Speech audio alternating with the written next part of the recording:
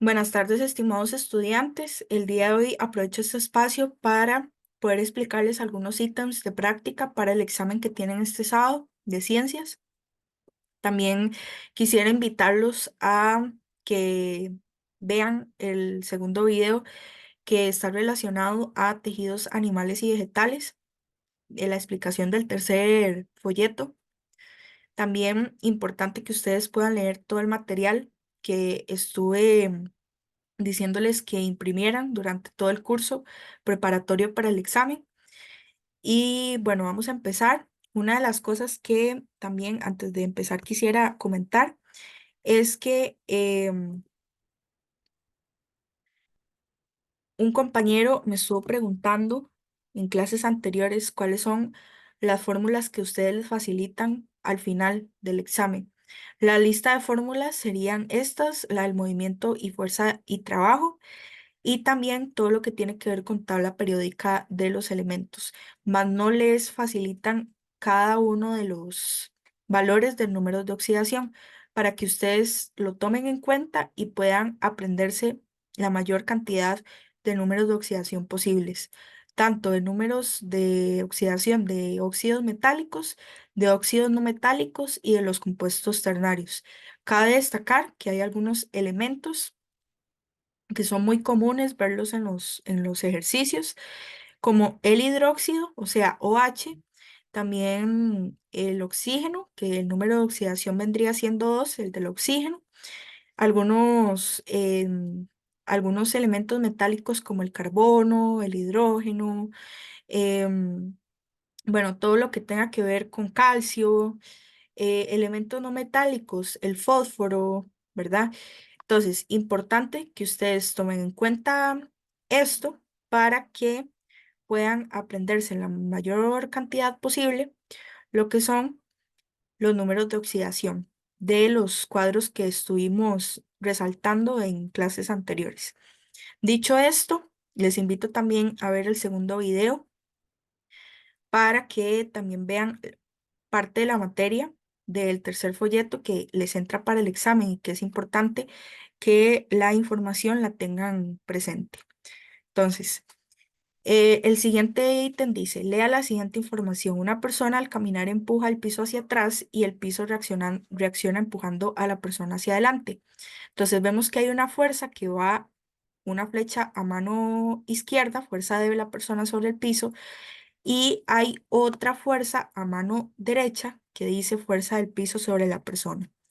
La información anterior corresponde a ser la siguiente ley de la mecánica.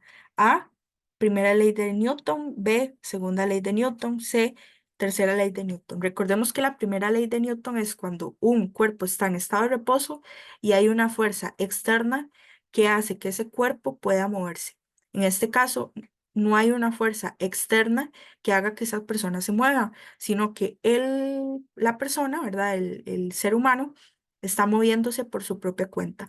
La primera ley de Newton no podría aplicarse dentro de este ítem. Entonces, vamos a descartar. La opción B, segunda ley de Newton. La segunda ley de Newton habla de que em, existe la presencia de una aceleración. En este caso, no nos están diciendo que existe la presencia de una aceleración. Entonces, la opción B se descarta. ¿Y cuál sería la opción correcta? La opción correcta sería la opción C, tercera ley de Newton. Entonces, marcamos la C, que sería la opción correcta. Vamos con el siguiente ítem. Considere la siguiente representación de una reacción química. Entonces, vemos que una reacción química está compuesta por reactivos y productos. La parte antes de la flecha corresponde a ser la parte de reactivos, y la parte que viene después de la flecha, o sea, esta segunda parte, vendrían siendo los productos. ¿Cuál opción contiene el nombre de los componentes de la primera parte de la representación? A, subproductos, no, porque recordemos que los subproductos son los numeritos que están al lado de los elementos químicos y esos no corresponden a ser los componentes de la primera parte, porque recordemos que esos componentes de la primera parte son un todo, o sea, no hablan nada más de de los números pequeños, sino también de todos los elementos químicos, de todos los compuestos químicos en este caso. Recordemos que un compuesto químico es la unión de dos o más elementos químicos. Esto es un compuesto químico. Esto también es un compuesto químico. Esto también es un compuesto químico. Y esto también. ¿Por qué? Porque este compuesto químico está compuesto por hidrógeno, sulfato y oxígeno. Este compuesto químico está compuesto por sodio, oxígeno e hidrógeno. Y así sucesivamente. La A no podría ser. Vamos con la opción B, productos. No, productos no, porque recordemos que son los componentes de la primera parte. Si nos dijeran componentes de la segunda parte, la opción B sería la correcta, pero en este caso nos están diciendo componentes de la primera parte. ¿Y cuál sería la opción correcta? La opción C, reactivos. Recordemos que los reactivos son aquellos que están antes de la flecha, antes de la flecha. Vamos con la siguiente pregunta. Con respecto a dos procesos químicos, se proponen los siguientes casos. Uno, en el primero se absorbió mucho calor, los reactivos eran sólidos, mientras que los productos son gaseosos. Dos, en el segundo los reactivos eran gases, se formaron productos sólidos y se desprendió calor. De acuerdo con la energía involucrada, se puede afirmar que los procesos anteriores ejemplifican reacciones A, ambas endotérmicas, B, una exotérmica y dos endotérmica, C, una endotérmica y dos exotérmica. Tenemos que tener muy claro antes de volver a releer la información que nos están brindando, qué son reacciones exotérmicas y qué son reacciones endotérmicas. Las reacciones exotérmicas son aquellas que desprenden, ¿verdad? Que echan hacia afuera el calor, mientras que las endotérmicas eh, son todas aquellas que absorben calor, ¿verdad? Que que el calor se va hacia la reacción, no el calor se desprende, no el calor se va hacia afuera, sino que pues lo absorbe, ¿verdad? Se va hacia adentro. Entonces, de acuerdo con la energía involucrada, se puede afirmar que los procesos anteriores ejemplifican reacciones. A, ambas endotérmicas no, porque como una reacción absorbe, otra desprende calor. Entonces la A no podría ser. La B, uno, exotérmica y dos, endotérmica, ¿verdad? Exotérmica, recordemos que es cuando se desprende calor y la endotérmica es cuando se absorbe calor. Y la opción correcta sería la C, una endotérmica y dos exotérmica, ¿verdad? La opción C sería la correcta. Vamos con el siguiente ítem. Considere las siguientes ecuaciones químicas. Entonces, menciona que hay cuatro ecuaciones químicas, ¿verdad? Tenemos que saber y comparar cuántos átomos hay en cada uno de los elementos químicos, tanto en reactivos como en productos de ecuaciones químicas. ¿Cuáles son los reactivos? Los reactivos son los que están antes de la flecha y los productos son los que están después de la flecha, ¿verdad? Entonces, la primera ecuación química, vamos a ver si está correctamente balanceada. Vemos que hay 6 átomos de magnesio, de Mg, ¿verdad? Que es la simbología correspondiente a magnesio. No a manganeso, sino a magnesio. Magnesio, Mg. Entonces, ¿por qué yo digo que 6 átomos de magnesio?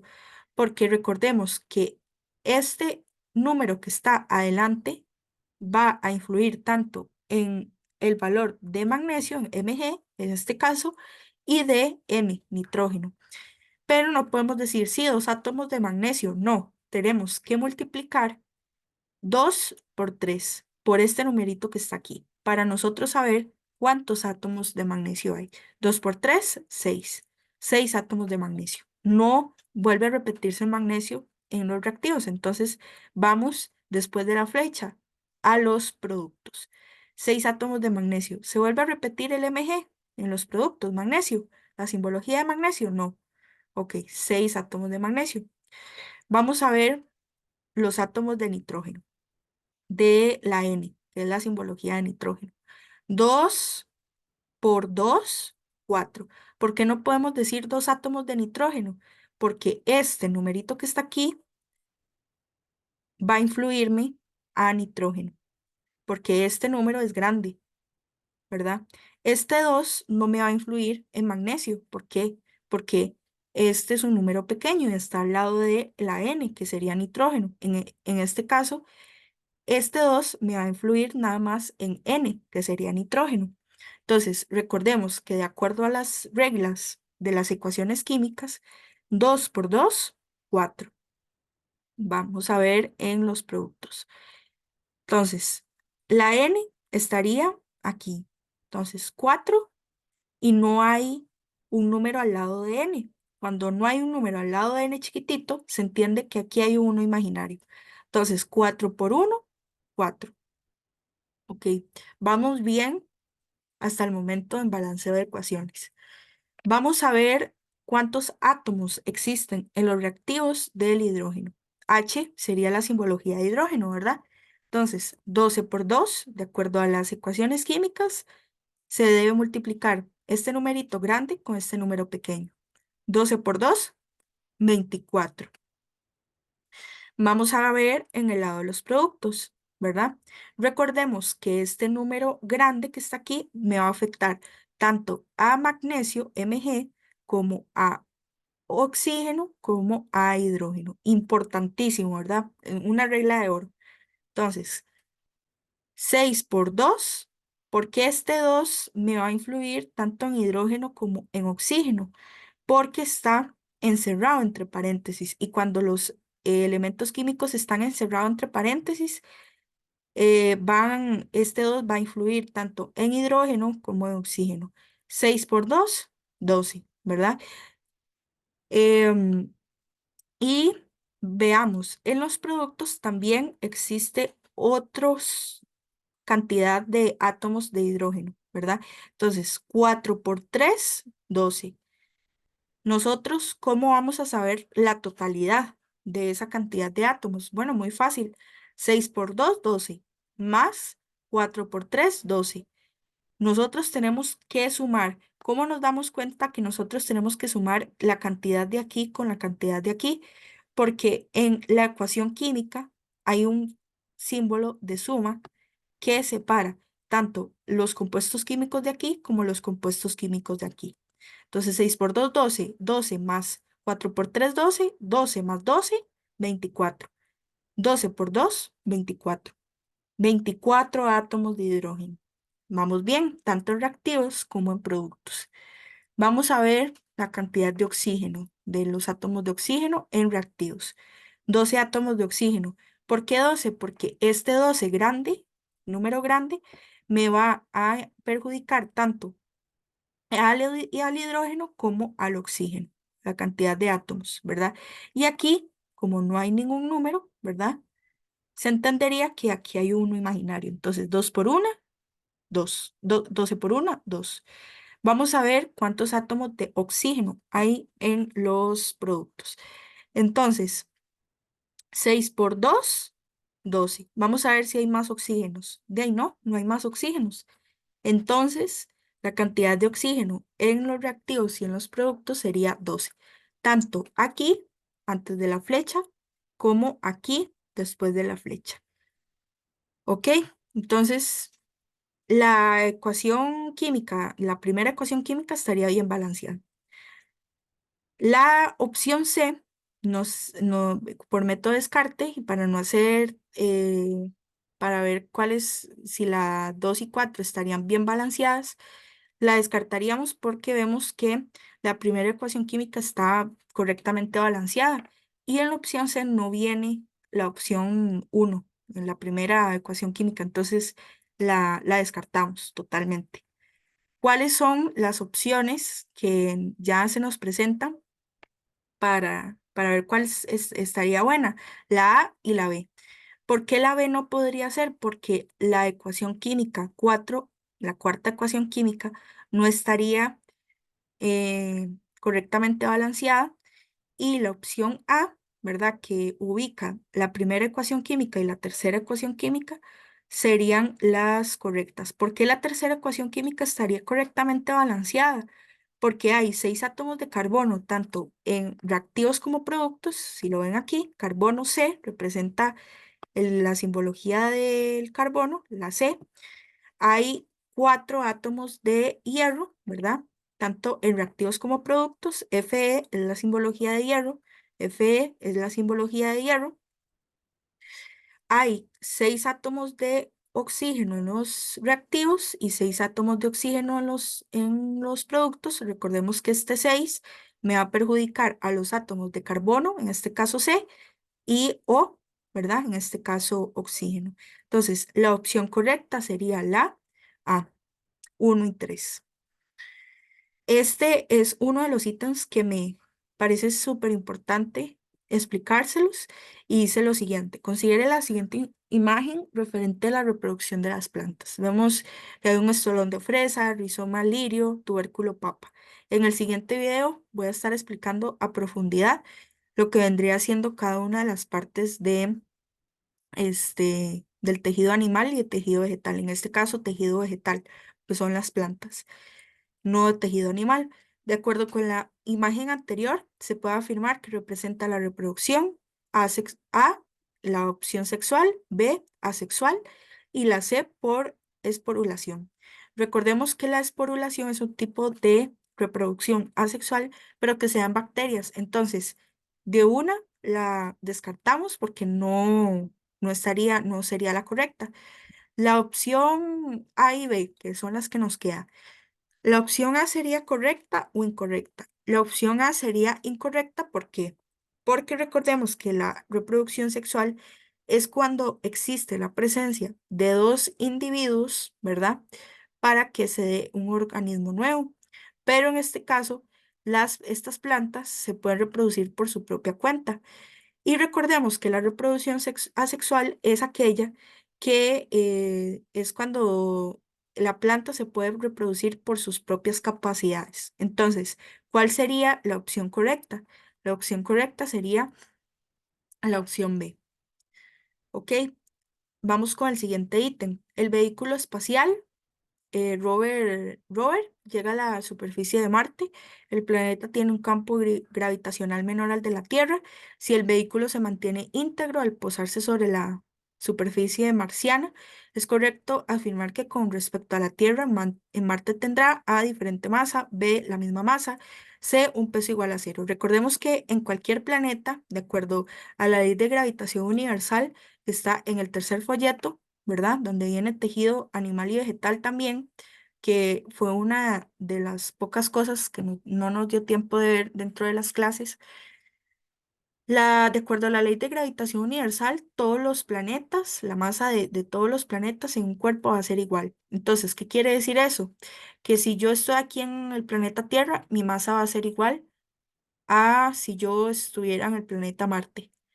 Mi masa va a ser igual a si yo estuviera en el planeta Urano o Saturno, Júpiter. Mi masa nunca cambia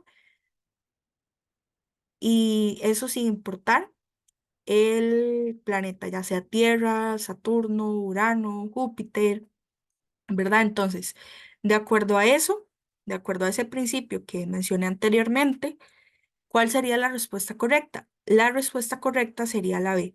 ¿Por qué la A y la C no? Porque la A estuviera desmintiendo todo lo que estoy diciendo de acuerdo a la ley de la gravitación universal, que dice, vuelvo a repetir, que la masa de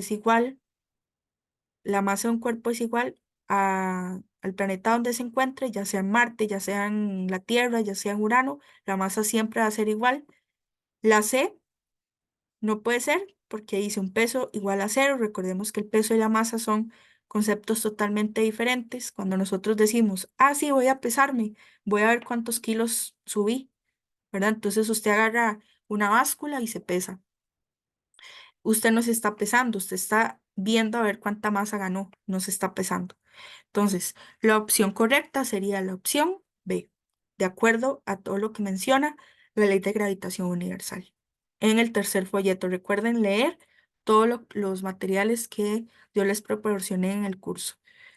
Dice el siguiente ítem. Considere las siguientes proposiciones sobre usos de compuestos químicos en el hogar.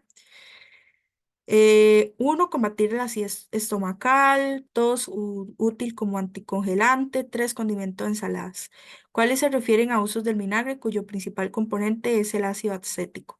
El ácido acético es un compuesto químico, ¿verdad? Porque vemos que la fórmula vienen dos o más elementos químicos de la tabla periódica. Está el carbono, está el hidrógeno, está el oxígeno, el cual tiene una aplicación. Bueno, una de las aplicaciones es funcionar como un condimento de ensaladas. Entonces, ¿cuál sería la opción correcta? La opción correcta sería la C. ¿Por qué no podría ser la A y la B? Porque no ayuda a combatir la acidez estomacal, la presencia del ácido acético, y no ayuda como anticongelante. Entonces, ¿cuál sería la opción correcta? La opción correcta sería la C. Vamos con el siguiente ítem. Este compuesto se produce y consume principalmente la producción de aluminio metálico, pero también se usa grandes cantidades en otras áreas de la industria química. Su fórmula química es la siguiente. Entonces nos dan una fórmula química, un compuesto químico. El compuesto descrito y representado en la información anterior se denomina A cloruro de aluminio 3, B clorato de aluminio, C cloruro de aluminio. Recordemos que cuando viene esta fórmula, cuando existe la presencia de Cl en la parte de la derecha, corresponde a ser un cloruro, ¿verdad? Pero vamos a ver, hay dos opciones que viene cloruro de aluminio, tanto en A como en C. La vez queda totalmente descartada porque recordemos que este compuesto químico forma parte de un cloruro. Entonces, la B no puede ser. Entonces, la A, vamos a ver si puede ser cloruro de aluminio 3. Recordemos que este 3 no sale como por obra así de magia, sino porque este 3 corresponde a al número de oxidación del aluminio. Este número de oxidación del aluminio se representa con el sistema Stock, no el sistema estequiométrico. Recordemos que el sistema estequiométrico, de acuerdo a las clases anteriores, vimos que se representaba con unas reglas totalmente diferentes al sistema Stock. El sistema estequiométrico toma como referencia la tabla 1 mono, 2 bi, 3 tri, mientras que el Stock toma como referencia prefijos griegos, ¿verdad? Y se representan con números de oxidación, números romanos. Entonces, la opción correcta sería la A porque uno de los números de oxidación del aluminio sería 3. ¿Por qué no podría ser la C, cloruro de aluminio sin nada? Porque si no pondríamos ese 3 en números romanos, no estuviéramos tomando en consideración lo que sería el número de oxidación del aluminio. ¿Ok? Eh, Vamos con el siguiente ítem. Disculpen si me salté algunos, me gustaría como saber que los temas también que no vimos en clase, que no tuvimos la oportunidad, que pudieran tenerlos un poco más claros al momento de hacer el examen y que no tuvieran dudas, ¿verdad? Y que puedan ganar ese punto que al final puede resultarles valioso. Entonces, consideren la siguiente imagen referente a la reproducción de las plantas. Vemos que no solamente hay una planta, sino también hay una abeja que está marcada en rojo. Yo la marqué en rojo, sin embargo, ustedes tienen que ser bastante observadores para poder identificarla. Entonces, leemos lo que nos preguntan, cuál es el tipo de reproducción descrito en la imagen anterior. Floración, polinización, fecundación, fructificación. Recordemos que en las plantas se puede dar reproducción sexual o asexual. La sexual es cuando hay otro organismo que que está presente, ¿verdad? Y que funciona, ¿verdad? En este caso, para hacer crecer otras plantas. Por la presencia de esta abejita que está aquí, la reproducción es sexual. Si esta abeja no estuviera en la imagen y solamente estuvieran las plantas, entonces sería asexual, la opción C. Pero como la abeja está presente, entonces la opción correcta sería la sexual. ¿Por qué no sería la opción artificial, de reproducción artificial, porque recordemos que la reproducción artificial es cuando los científicos llegan, ¿verdad? Y producen plantas desde su propio laboratorio. No vemos ningún humano que esté creando plantas, sino que se está formando de una manera natural. De hecho, esto es muy común en la naturaleza. Vemos que estamos viendo algunos ítems de temas que no hemos visto, sin embargo, ustedes es muy importante que se estudien los folletos que les dio el docente anterior para que a la hora de hacer el examen no se vean perjudicados, tal vez en que no entienden la pregunta o cómo puedo resolver este ítem, ¿verdad? Em, ok, vamos con el siguiente ítem, ¿verdad? Lea la siguiente información. Durante parte del siglo XX, los gobiernos de los Estados Unidos de América y la Unión de las Repúblicas Soviéticas, URSS, compitieron por conquistar el espacio. La URSS fueron los primeros en poner un satélite artificial en órbita y los Estados Unidos de América los primeros en llegar a la Luna como módulo espacial. Luego las sondas espaciales y naves robot destacan en la exploración del espacio por parte de la comunidad científica internacional hasta la actualidad. Con respecto a la información anterior, los avances en la exploración espacial se centraron solamente en producir naves robot. B, disminuyeron en cuanto a cantidad de avances tecnológicos. Se fortaleció por los aportes de desarrollos tecnológicos y científicos. Vemos que algunos de los ítems vienen a ser como una comprensión de lectura, ¿verdad? En donde nos dan una información, nos dan una pregunta y nosotros tenemos que identificar, de acuerdo a la información anterior, cuál es la respuesta correcta. Pero para eso nosotros tenemos que tener mucha claridad con lo que nos están dando, con lo que nos están brindando. Entonces, durante alguna parte del siglo XX, los gobiernos de los Estados Unidos de América y la Unión de Repúblicas Socialistas compitieron por conquistar el espacio. Están hablando de que tanto la URSS, ¿verdad? Como los Estados Unidos compitieron por conquistar el espacio. La URSS fueron los primeros en poner satélite en órbita, ¿verdad? A ellos se les atribuye poner el satélite artificial en órbita y los Estados Unidos de América, los primeros en llegar a la Luna con módulo espacial. Entonces, luego las ondas espaciales y naves robot destacan en la exploración del espacio por parte de la comunidad científica internacional hasta la actualidad. Nos están diciendo prácticamente que la URSS y los Estados Unidos de América, de acuerdo a su viaje al espacio, tanto con satélites artificiales como el viaje a la Luna, hicieron que todos esos aportes hicieron que se desarrollaran sondas espaciales y naves robot. Entonces, de acuerdo a eso, ¿cuáles son los avances en la exploración? Con respecto a la información anterior, los avances en la exploración espacial se centraron solamente en reproducir naves robot, no, ¿verdad? Porque recordemos que viajaron hasta la Luna, ¿verdad? Desarrollaron satélites en órbita, también desarrollaron naves robot, pero también hicieron que el desarrollo de sondas espaciales. Entonces, la opción A no sería la opción correcta. La B disminuyó en cuanto a cantidad de avances tecnológicos, ¿no? Más bien nos están diciendo totalmente todo lo contrario, ¿verdad? Que gracias al viaje a la Luna, gracias al desarrollo de satélites artificiales en órbita, gracias a sondas espaciales y naves robot, se puede desarrollar tecnología y ciencia. La opción B sería incorrecta y la opción C quedaría como la opción correcta, fortaleció aportes de desarrollos tecnológicos y científicos, ¿verdad? Gracias a la creación de los satélites artificiales, sondas espaciales, ¿verdad? Y llegar a la Luna, se pudieron ver avances considerables, importantes, con todo lo que tiene que ver con la ciencia y la tecnología, ¿verdad? Hasta la actualidad. Opción C, opción correcta.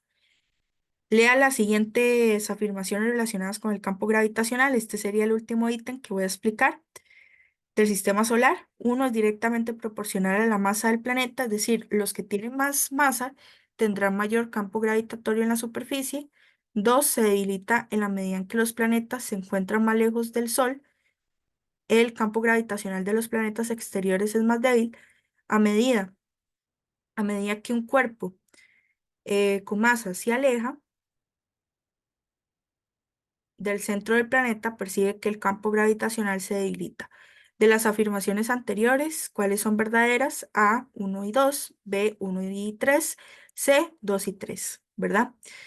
Entonces, vamos viendo cuáles son las opciones correctas y las incorrectas para saber cuál sería la que nos favorece en este caso. Entonces, ¿cuáles son verdaderas?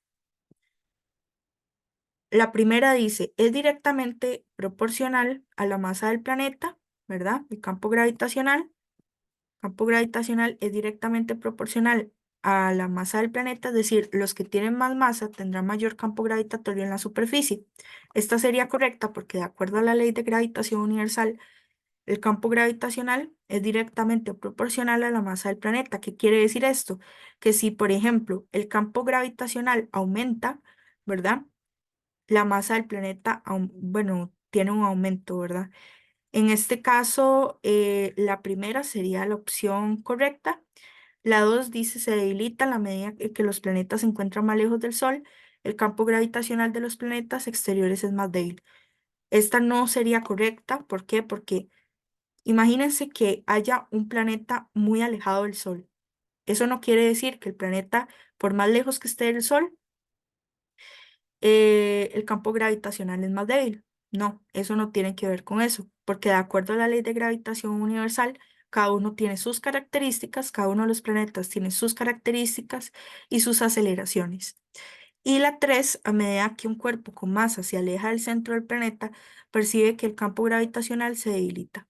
Entonces, esta sería la opción correcta, porque a medida que un cuerpo con masa se aleja del centro del planeta, percibe que el campo gravitacional se debilita. Entre más del centro se encuentre este cuerpo, entonces el campo gravitacional aumenta, pero cuando este cuerpo se aleja del centro del planeta, entonces el campo gravitacional se debilita. Eso es lo que dice la ley de gravitación universal. Entonces, de las afirmaciones anteriores, ¿cuáles son verdaderas? La opción correcta sería la opción B, que contempla el primer enunciado como el tercer enunciado. Entonces, muchas gracias por el espacio. Voy a dejar de compartir y espero que este material les sirva como material de apoyo al momento de estudiar para el examen del sábado. Que tengan lindo día.